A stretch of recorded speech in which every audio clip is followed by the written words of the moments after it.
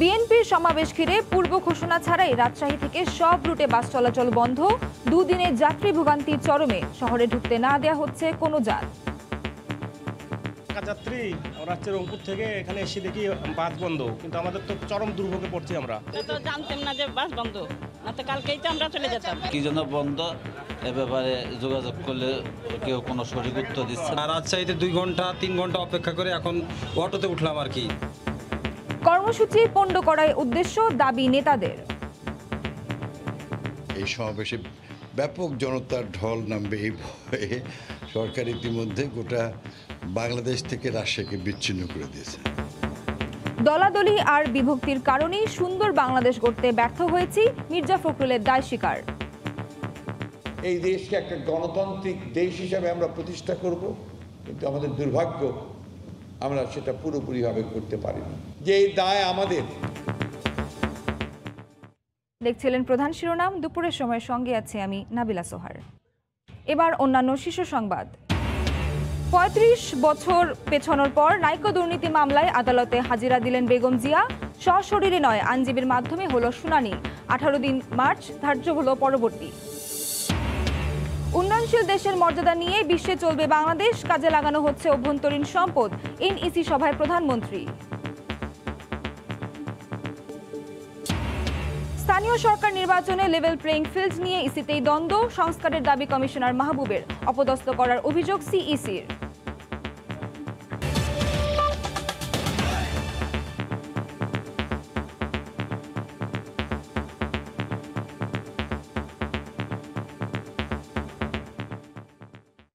রাজশাহীতে বিএনপির বিভাগীয় সমাবেশ ঘিরে বন্ধ রয়েছে বাস চলাচল। পূর্ব ঘোষণা ছাড়া গতকাল থেকে ধর্মঘটে যাত্রী ভোগান্তি চরমে উঠেছে। কর্মসূচি পণ্ড করতেই বাস চলাচল বন্ধ করে দেওয়ার অভিযোগ দলটির নেতাদের। এদিকে সিরাজগঞ্জে বাস ও সিএনজি অটোরিকশা শ্রমিকদের মধ্যে উত্তেজনার ঘটনায় বন্ধ রয়েছে যাত্রীবাহী বাস চলাচল।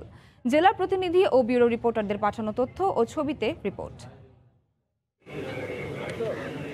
রাজশাহীতে মঙ্গলবার বিএনপির বিভাগীয় সমাবেশকে ঘিরে এভাবেই জোরদার করা হয় নিরাপত্তা। মোতায়েন আছেন আইনশৃঙ্খলা বাহিনীর বিপুল সংখ্যক সদস্য। সকাল থেকে ভিড় করতে দেখা যায় দূরপাল্লার যাত্রীদের। গন্তব্যে যেতে না পেরে থেমে থাকা বাস দেখেই ফিরতে হয়েছে তাদের। আমরা তো ঢাকা যাত্রী রাজ্যের রংপুর থেকে এখানে এসে দেখি বাস বন্ধ, কিন্তু আমাদের তো চরম দুর্ভোগে পড়ছি আমরা। তো জানতাম না যে বাস বন্ধ, না তো কালকেই তো আমরা চলে যেতাম। নাটোর থেকেও রাজশাহী সহ অন্যান্য রুটের বাস চলাচল বন্ধ রয়েছে। শহরের বাইরে কর্মরত ও হাসপাতালগামী মানুষ সবচেয়ে বেশি ভোগান্তিতে পড়েন। অন্য জেলা থেকে আসা যানবাহনও শহরে ঢুকতে না দেওয়ার অভিযোগ চালকদের। আমরা যশোর থেকে রাজশাহী আসছিলাম, আমাদের যেতে দেয়নি, আমাদের পুলিশে আবার ব্যাক ফিরে দিচ্ছে। পাবনা যাওয়ার বাস এখনো নাই, এটা দুর্ভোগে ভুগতেছি। চাপাই রাজশাহী থেকে যদি ছেড়ে না আসে তো আমরা কিভাবে গাড়ি ছাড়ব? বগুড়া রাজশাহী রুটেও বাস না চলায় বিকল্প পরিবহনে চড়তে বাধ্য হচ্ছেন যাত্রীরা। এদিকে সিরাজগঞ্জ রাজশাহী রুটে প্রথমে বাস ধর্মঘট থাকলেও পরে সিএনজি অটোরিকশা শ্রমিকদের সঙ্গে বাকবিতণ্ডার জেরে অন্য রুটেও পরিবহন চলাচল বন্ধ হয়ে যায়। কি জন্য বন্ধ এ ব্যাপারে যোগাযোগ করলে কেউ কোনো সঠিক উত্তর দিচ্ছে না, যে বন্ধ।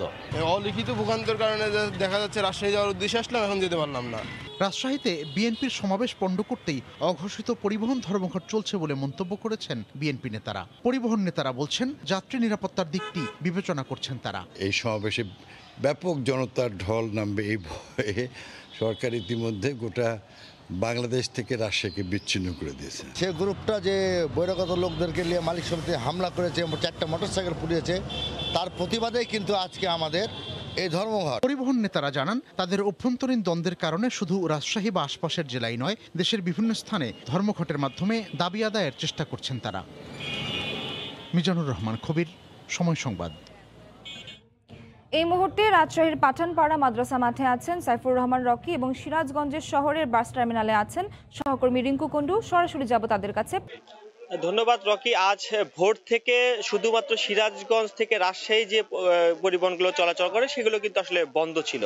আর সকাল 10টার দিকে যে ঘটনাটি ঘটে, বাস শ্রমিকদের অভিযোগ যে সিরাজগঞ্জ শহরের রেলগেট এলাকায় বাস শ্রমিক এবং সিএনজি শ্রমিকের মধ্যে কথা কাটাকাটির এক পর্যায়ে কিন্তু বাস শ্রমিকদের বেশ কয়েকটি বাস সিএনজি শ্রমিকরা ভাঙচুর করে এবং তারই প্রতিবাদে এই সিরাজগঞ্জের কেন্দ্রীয় বাস টার্মিনাল থেকে সকাল থেকে কিন্তু সকল রুটের কিন্তু বাস চলাচল বন্ধ রয়েছে। আমরা সকাল থেকে আছি এবং দেখছি যে সিরাজগঞ্জ থেকে যে সকল জেলায় পরিবহনগুলো নিয়মিত চলাচল করে সেগুলো কিন্তু সবগুলোই বন্ধ রয়েছে এবং এই বন্ধ থাকার কারণে বিভিন্ন গন্তব্যের উদ্দেশ্যে যারা যে সকল যাত্রীরা এসেছিলেন তারা কিন্তু চরম একটা ভোগান্তিতে পড়েছে, কারণ তারা এখানে কোনো পূর্ব ঘোষণা ছাড়াই যেহেতু শ্রমিকরা এই বাসগুলো বন্ধ রেখেছে সে কারণে তারা এখানে এসে কিন্তু আসলে নির্দিষ্ট গন্তব্যে না যেতে পেরে বাসায় ফিরে যাচ্ছে বা কেউ কেউ আসলে বিকল্প ব্যবস্থায় কিন্তু তাদের গন্তব্যে পৌঁছানোর চেষ্টা করছে। তো এই বাস শ্রমিকরা কিন্তু প্রথমে সকালে মহাসড়কের উপরে কিন্তু বাসটাকে প্রতিবাদ জানিয়েছেন এবং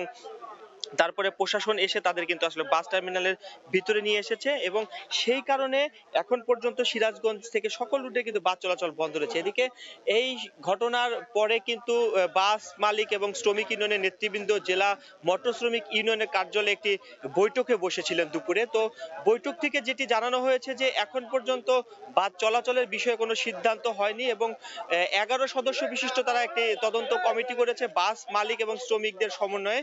সেই কমিটি রিপোর্টের ভিত্তিতে আসলে আগামীকাল হয়তো বাস চলাচল শুরু হতে পারে বলে জানিয়েছে সেই মিটিং থেকে। তো এখন পর্যন্ত বলা যায় যে বাস চলাচলে কোনো সিদ্ধান্ত কিন্তু এখন পর্যন্ত হয়নি এবং এখনো পর্যন্ত বন্ধ রয়েছে। এদিকে এই বাস চলাচল বন্ধ থাকার কারণে যে সকল যাত্রীরা আসছে এবং এখান থেকে কিন্তু বাস টার্মিনালে এসে তারা ফিরে যাচ্ছে, কারণ হচ্ছে যে সকল রুটে কিন্তু বাস চলাচল বন্ধ রয়েছে এবং যাত্রীদের কিন্তু চরম একটা ভোগান্তি পোহাতে হচ্ছে বলে জানিয়েছেন যাত্রীরা। তো এখন পর্যন্ত সিরাজগঞ্জের কেন্দ্রীয় বাস টার্মিনাল থেকে এই ছিল আমার কাছে সর্বশেষ। আগামীকাল হয়তো বাস চলাচল শুরু হতে পারে বলে জানিয়েছেন মালিক এবং শ্রমিক ইউনিয়নের নেতৃবৃন্দ। তো এই ছিল আমার কাছে এখন পর্যন্ত বাস যে চলাচল বন্ধ রয়েছে তার সর্বশেষ খবর। এতক্ষণ সিরাজগঞ্জ বাস টার্মিনাল থেকে যুক্ত ছিলেন সহকর্মী রিঙ্কু কুন্ডু এবং তার আগে রাজশাহী থেকে যুক্ত ছিলেন সাইফুর রহমান রকি। দলাদলি কোন্দল আর বিভক্তির কারণে সহনশীল উদার ও সুন্দর বাংলাদেশ গড়তে ব্যর্থ হয়েছি, এর দায় কোনোভাবেই এড়ানো যাবে না বলে মন্তব্য করেছেন বিএনপি মহাসচিব মির্জা ফখরুল ইসলাম আলমগীর। সকালে রাজধানীর ডিপ্লোমা ইঞ্জিনিয়ার্স ইনস্টিটিউশনে জিয়া শিশু একাডেমি আয়োজিত জাতীয় শিশু শিল্পী প্রতিযোগিতার পুরস্কার বিতরণী অনুষ্ঠানে এই কথা বলেন মির্জা ফখরুল। এ সময় তিনি আরও বলেন, মুক্তিযুদ্ধের মাধ্যমে দেশ গড়ার যে প্রত্যয় ছিল 50 বছর পরও সে স্বপ্ন বাস্তবায়ন করা যায়নি। শিশুদের জন্য কোনো নিরাপদ আবাসস্থল তৈরি করতে না পারার দায় এড়ানো যাবে না বলেও মন্তব্য করেন তিনি। শান্তিপূর্ণ ও সবার জন্য বাসযোগ্য বাংলাদেশ করতে সকলকে উদ্যোগী হওয়ার আহ্বান জানান মির্জা ফখরুল। পরে জাতীয় শিশু শিল্পী প্রতিযোগিতায় বিজয়ীদের মাঝে পুরস্কার বিতরণ করেন বিএনপির মহাসচিব। আমি ব্যক্তিগতভাবে বিশ্বাস করি একটি জাতি যে 50 বছরে আমরা কি পেয়েছি আর কি দিয়েছি, শিশুদের জন্য কি সত্যিকার অর্থেই একটা ভালোবাসার দেশ, একটা প্রেমের দেশ, একটা স্বপ্নের দেশ নির্মাণ করতে পেরেছি। আমরা সেটা করতে পারিনি। যে এই দায় আমাদের, আমরা যারা কথা দিয়েছিলাম যে আমরা এই দেশকে একটা গণতান্ত্রিক দেশ হিসাবে আমরা প্রতিষ্ঠা করব, কিন্তু আমাদের দুর্ভাগ্য আমরা সেটা পুরোপুরিভাবে করতে পারিনি। আমরা নিজেদের মধ্যে দলাদলি করেছি, কোন্দল করেছি, বিভক্ত হয়েছি। 35 বার পেছানোর পর নাইকো দুর্নীতি মামলায় আদালতে হাজিরা দিলেন বিএনপি চেয়ারপারসন বেগম খালেদা জিয়া, তবে সশরীরে নয়, আইনজীবীর মাধ্যমে। এদিন আদালতে বেগম জিয়ার পক্ষে শুনানিও করেন তার আইনজীবী। শুনানির পরবর্তী দিন 18 মার্চ ধার্য করেছে আদালত।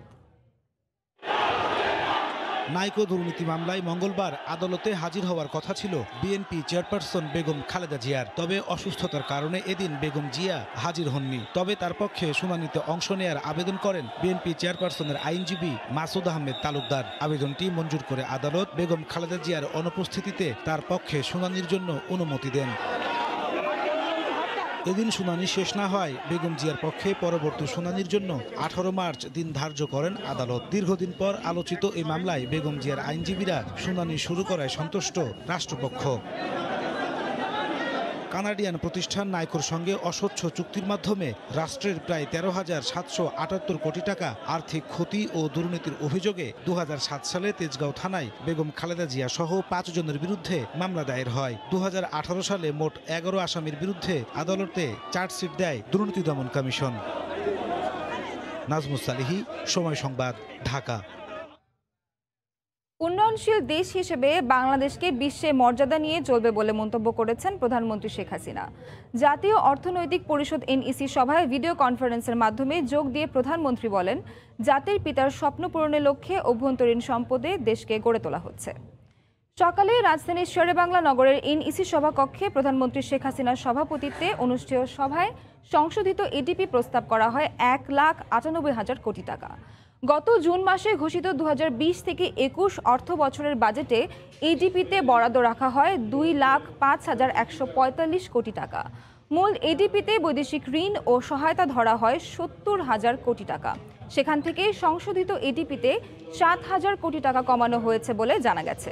এতে পদ্মা সেতু, রূপপুর সহ কয়েকটি বড় প্রকল্পে চলতি অর্থ বছরের বরাদ্দ কিছুটা কমতে পারে। সভা শেষে সংবাদ সম্মেলনে পরিকল্পনা মন্ত্রীর বিস্তারিত তুলে ধরার কথা রয়েছে। আমরা এখন উন্নয়নশীল দেশ, আমাদের চিন্তাভাবনা ওইভাবেই থাকতে হবে যে আমরা এখন একটা মর্যাদা নিয়ে বিশ্বে চলবো, অর্থাৎ বিশ্বের কাছে মাথা উঁচু করে আমরা চলবো। যে আমাদের যে সম্পদ আছে সেই সম্পদ নিয়েই আমরা আমাদের দেশকে ইনশাল্লাহ গড়ে তুলব। যেটা জাতির পিতা স্বপ্ন সেটা আমরা বাস্তবায়ন করব। বাংলাদেশ স্বল্পোন্নত দেশ থেকে উন্নয়নশীল দেশে পদার্পণ করায় আনন্দ মিছিল করছে বাংলাদেশ ছাত্রলীগ। দুপুরে মিছিলটি ঢাকা বিশ্ববিদ্যালয়ের মধুর ক্যান্টিন থেকে শুরু হয়। পরে ক্যাম্পাসের বিভিন্ন সড়ক ও শহীদ মিনার প্রদক্ষিণ করে রাজু ভাস্কর্যে গিয়ে শেষ হয়। মিছিলে কেন্দ্রের পাশাপাশি ঢাকা বিশ্ববিদ্যালয়ের শাখাসহ মহানগর ও বিভিন্ন ইউনিটের কয়েক হাজার নেতাকর্মী অংশ নেন। মিছিল পরবর্তী সমাবেশে ছাত্র নেতারা অর্জনের জন্য প্রধানমন্ত্রী শেখ হাসিনাকে ধন্যবাদ জানান। আর দেশের উন্নয়নের পথে বাধা সৃষ্টিকারী দেশি বিদেশি সব অপশক্তিকে প্রতিহত করার ঘোষণাও দেন ছাত্রলীগ নেতারা।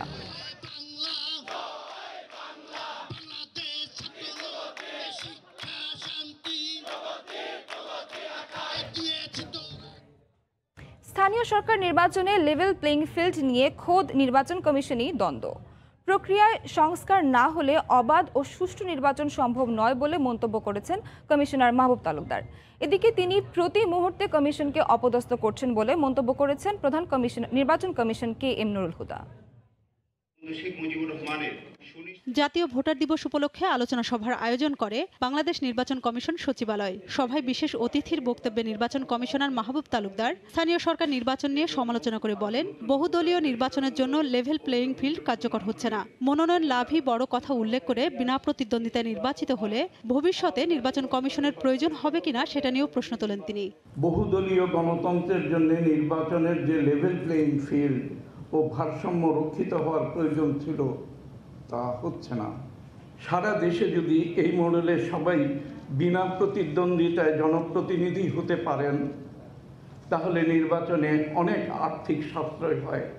এ অবস্থায় নির্বাচন কমিশনের আর প্রয়োজন হবে কিনা সেটা এক বড় প্রশ্ন। এদিকে মাহবুব তালুকদারের বক্তব্যে সমালোচনা করে প্রধান নির্বাচন কমিশনার বলেন, ব্যক্তি স্বার্থ এবং একটি বিশেষ গোষ্ঠীর উদ্দেশ্য সাধনের জন্যই নির্বাচন কমিশনকে প্রতি মুহূর্তে অপদস্থ করছেন তিনি। নির্বাচন কমিশনের স্বার্থে তিনি কাজ করেন না, তার ব্যক্তি স্বার্থে এবং কোনো একটা উদ্দেশ্য সাধন করার জন্য এই নির্বাচন কমিশনকে অপদস্থ করার জন্য যতটুকু যা দরকার যখন যতটুকু প্রয়োজন ততটুকু করেছেন এবং তিনি বই লাগবেন তার জন্য এটা তথ্যপত্র সংগ্রহ করেন। কিন্তু তিনি এখানে পরিপূর্ণভাবে রাজনৈতিক একটা বক্তব্য দিয়ে নির্বাচন কমিশনকে কতখানি হেয় করা যায়, কতখানি নিচে নামানো যায়, কতখানি অপদস্থ করা যায় এটা তিনি করে ছেড়েছেন। অভ্যাসগত কারণে মাহবুব তালুকদার প্রতিটি সভা সমাবেশে রাজনৈতিক বক্তব্য দেন বলেও মন্তব্য করেন প্রধান নির্বাচন কমিশনার মাহবুব তালুকদার সাহেব অভ্যাসগতভাবে সারা জীবন। রোজিনা রোজি, সময় সংবাদ, ঢাকা। মা ইলিশ রক্ষায় 6টি অভয়াশ্রমে 2 মাস মাছ ধরার উপর চলছে সরকারি নিষেধাজ্ঞা। সরকারি আদেশ কার্যকরে বিভিন্ন নদীতে অভিযান চালাচ্ছে মৎস্য বিভাগ। নিষেধাজ্ঞার দ্বিতীয় দিনে আইন অমান্য করে মাছ ধরায় কারাদণ্ড দেয়া হয়েছে 22 জেলেকে। এছাড়া জব্দ করা হয়েছে বেশ কিছু কারেন্ট জাল ও নৌকা। নিষেধাজ্ঞাকালীন নিয়মিত টহল ও অভিযান অব্যাহত থাকবে বলে জানিয়েছে মৎস্য বিভাগ। মঙ্গলবার সকাল থেকে পদ্মা, মেঘনা ও তেঁতুলিয়া সহ অভয়াশ্রমগুলোতে অভিযান চালায় মৎস্য বিভাগ ও কোস্টগার্ড। প্রশাসনের তৎপরতায় অনেক নদীতে মাছ ধরার নৌকা দেখা যায়নি। তবে চাঁদপুর সদরের রাজেশ্বর এলাকার পদ্মা নদীতে কয়েকজন জেলের মাছ ধরার খবরে অভিযান চালায় কোস্টগার্ড। উপস্থিতি টের পেয়ে জেলেরা দ্রুত পালিয়ে গেলেও জব্দ করা হয় 10,000 মিটার কারেন্ট জাল। পদ্মার মুখে অভিযান পরিচালনা করি এবং এই সময় কিছু নৌকা এবং জাল সহ দেখতে পাই এবং আমরা তাৎক্ষণিক ওইখানে তাদের দাওয়া করি এবং তারা জাল ছেড়ে ডাঙায় উঠে যায়। আমরা কিছু জাল ওঠাইতে সক্ষম হই। আমাদের টহল টিম সাতনল থেকে হাইমচর পর্যন্ত প্রতিটা অভয়াশ্রমে সাঁড়াশি অভিযান পরিচালনা করছে এবং আমাদের সার্বক্ষণিক অবস্থানের জন্য জেলেরা নদীতে অবস্থান গ্রহণ করতে আর সাহস পাচ্ছে না। এদিকে ভোলায় নিষেধাজ্ঞা অমান্য করে মাছ ধরার অপরাধে 22 জেলেকে কারাদণ্ড দেয়া হয়েছে। জব্দ করা হয়েছে 30,000 মিটার জাল, একটি ট্রলার ও 1 কেজি ইলিশ। সময় সংবাদ, ঢাকা। ভোলার তেঁতুলিয়া নদীতে ভোর থেকে চলছে প্রশাসনের জাটকা নিধন বিরোধী অভিযান। এই মুহূর্তে ইলিশা এলাকায় আছেন রিপোর্টার নাসিরউদ্দিন লিটন। সরাসরি চলে যাচ্ছি তার কাছে। লিটন। নাবিলা, 28 ফেব্রুয়ারি মধ্যরাত থেকে মা ইলিশ রক্ষা যে অভিযান শুরু হয়েছে সেটি আজকে দ্বিতীয় দিন চলছে। ভোলার অভয়াশ্রমগুলোতে দ্বিতীয় দিনে জেলেদের উপস্থিতি খুবই কম ছিল। আমরা ভোলা সদর উপজেলার মেঘনা তেঁতুলিয়ার বেশ কিছু এলাকা ঘুরে দেখেছি যে জেলে শূন্য অবস্থায় রয়েছে। মাছঘাটগুলো অনেকটা একেবারেই নীরব। এখানেও জেলেদের বা ব্যবসায়ীদের কারো কোনো উপস্থিতি আমরা দেখিনি।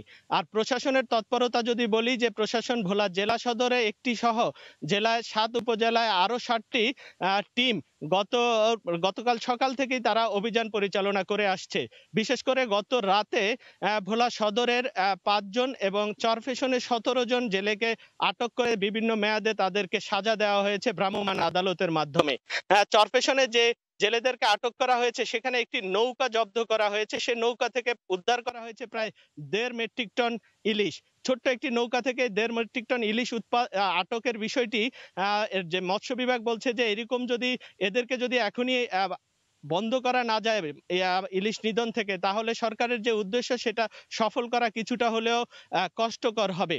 আর এখানে মৎস্য বিভাগের এই অভিযানে বেশ কিছু নিষিদ্ধ জাল আটক করা হয়েছে, প্রায় তাদের হিসাব অনুযায়ী প্রায় 30,000 মিটার এবং বেহুন্দি জাল আছে বেশ কয়েকটি। এই ছিল প্রশাসনের তৎপরতা। আর ঘাটগুলোর অবস্থা যদি বলি, ঘাটগুলোর আশেপাশে বিশেষ করে দুর্গম এলাকা যেগুলো এবং মেঘনা তেঁতুলিয়ার মধ্যবর্তী যে চরাঞ্চলগুলো রয়েছে সেখানের কিছু জেলেরা সুযোগ বুঝে তারা নদীতে নামার চেষ্টা করছে। তবে মৎস্য বিভাগ, কোস্টগার্ড, পুলিশ এদেরকে বিরত রাখার জন্য তারা প্রচারণা চালাচ্ছে, টহল দিচ্ছে। তবে সংশ্লিষ্ট এলাকার যারা সচেতন মানুষ আছে তাদের বক্তব্য হচ্ছে যে এই তৎপরতা প্রশাসনের আরো বাড়ানো লাগবে। যে পরিমাণ তারা তৎপরতা চালাচ্ছে তাতে প্রথম দিকে জেলেরা কিছুটা এই মাছ ধরা থেকে বিরত থাকলেও মাঝামাঝি সময়ে তারা এই মাছ ধরতে বেপরোয়া হয়ে ওঠার সম্ভাবনা রয়েছে। তবে মৎস্য বিভাগ এবং জেলা প্রশাসন, পুলিশ, কোস্টগার্ড তাদের কথা রয়েছে যে কোনো কিছুর মূল্যেই সরকারের এই ইলিশ উৎপাদন বৃদ্ধির জন্য তাদের যে কার্যক্রম শুরু হয়েছে সে কার্যক্রম সফল করার জন্য সব ধরনের পদক্ষেপ তারা নিবে। তো এ ছিল নাবিলা আমার কাছে ভোলার মেঘনাপাড়ের ইলিশা ঘাট থেকে সর্বশেষ খবরাখবর। ভোলার ইলিশা এলাকা থেকে এতক্ষণ যুক্ত ছিলেন রিপোর্টার নাসিরউদ্দিন লিটন। কক্সবাজারের টেকনাফ সীমান্তের নাফ নদী ঘেঁষে এগিয়ে চলছে সীমান্ত সড়কের কাজ, যা মাদক পাচার আর রোহিঙ্গা অনুপ্রবেশ রোধ সহ নানা অপরাধ দমনে সহায়তা হবে। বিজিবি জানায় নজরদারিতে বসানো হবে ডিজিটাল ডিভাইস। আর 51 কিলোমিটারের এই সড়কটি বাস্তবায়ন করছে পানি উন্নয়ন বোর্ড। আরও জানাচ্ছেন সুজাউদ্দিন রুবেল। বাংলাদেশের সর্বদক্ষিণের সীমান্ত উপজেলা টেকনাফ ইয়াবা, রোহিঙ্গা অনুপ্রবেশ ও চোরা কারবারিদের আনাগোনার জন্য আলোচিত এই উপজেলা। এসব অপরাধ আলোচনায় আসলেও দুর্গম যোগাযোগের জন্য কার্যত বন্ধ করা যায়নি। সেজন্য বিকল্প পথ খুঁজছিল সীমান্তরক্ষী বাহিনী বিজিবি। তারই অংশ হিসাবে তৈরি হচ্ছে এই সীমান্ত সড়ক।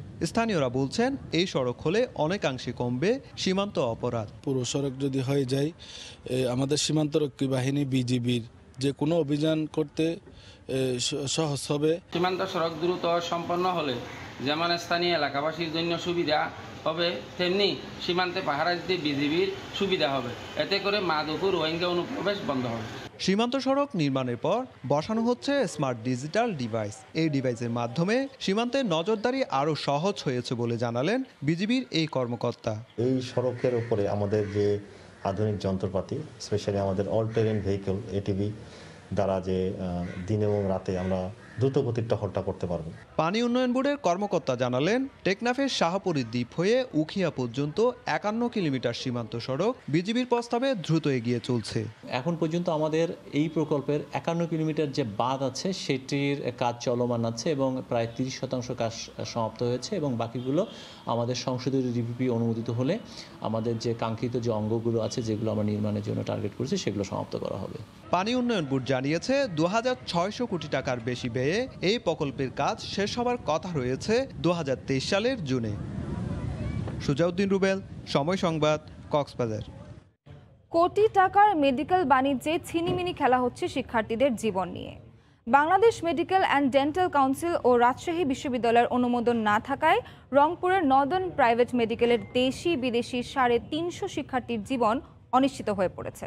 চূড়ান্ত সেমেস্টারের পরীক্ষায় অংশ নিতে পারছেন না তারা। স্বাস্থ্য অধিদপ্তর বলছে গত 6 বছরে অনুমোদনের শর্ত পূরণ করতে পারেনি নর্দার্ন কর্তৃপক্ষ।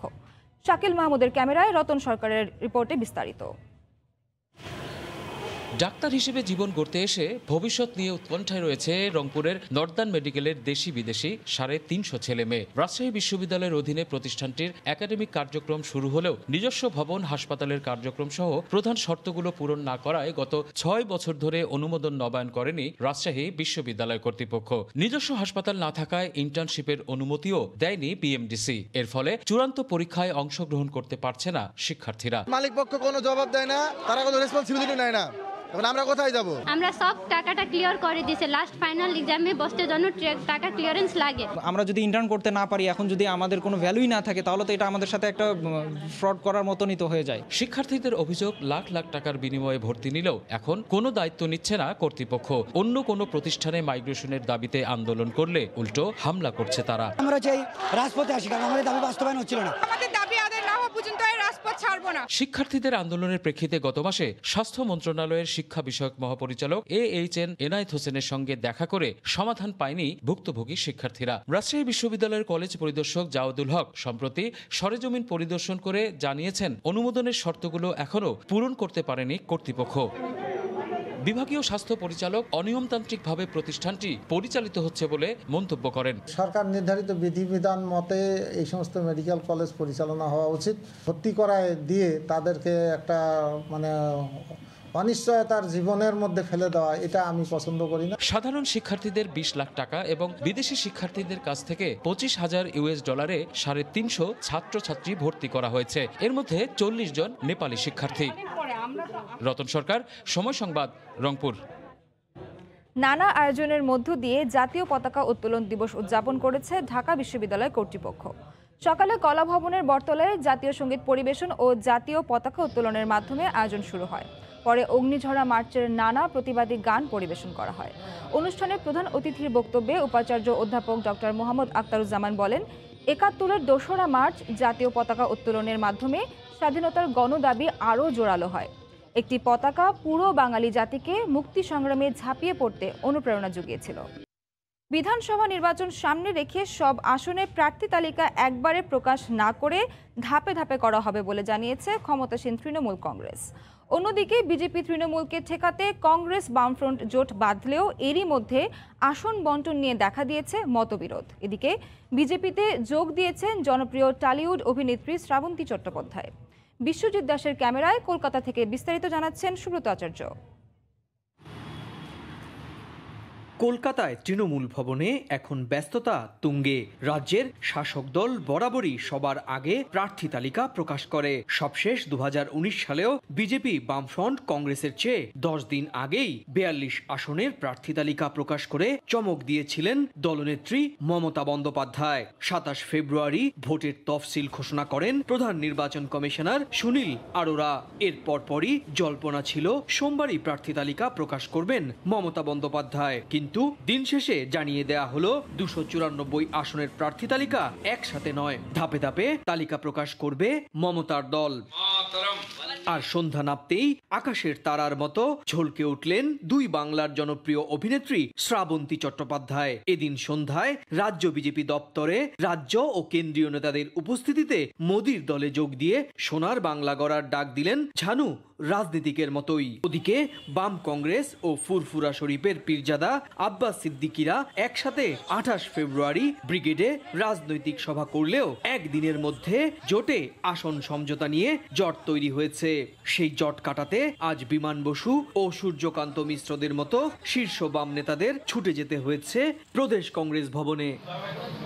সুব্রত আচার্য, সময় সংবাদ, পশ্চিমবঙ্গ, ভারত। ব্রিটেনে এখন পর্যন্ত করোনার ভ্যাকসিন পেয়েছেন 1/3 মানুষ।